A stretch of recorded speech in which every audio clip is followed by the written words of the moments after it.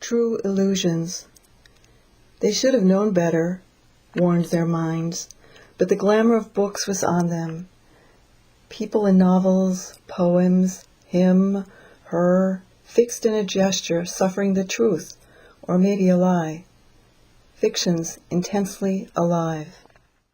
When they met, right away it was Lawrence, Bronte's, Plath, his book-lined house, Friar's, Kazanzaki's, the long Victorian dress in richly patterned red as she leaned back on a gray tree trunk in the park by the river, her half-underground apartment, pre-Raphaelite Lady of Shalott, the pocketbook copy of Return of the Native he'd had for years that wore apart in her hands, and soon, along with laughter, love, a few shallow cuts in her forearms, pain.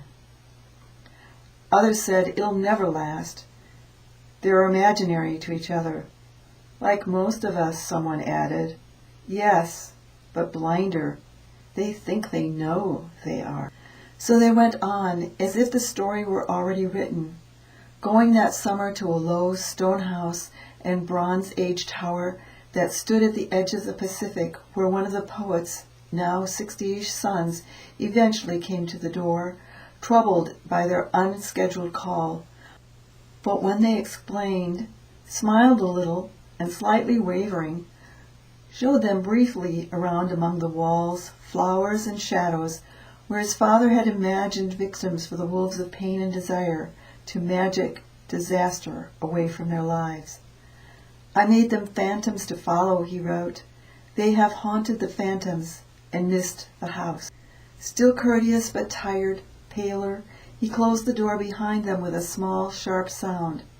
They went on to Oregon, his mother's ghost, Nevada's loneliest road in the U.S., the tiny, huddled, isolate towns, the light on her breasts in an empty canyon. Chicago and Friars, who'd warned them, back to Ohio, a home wedding in warm sun on the back lawn with music, friends, and found in less than a year that they were the phantoms and the wolves were in the house.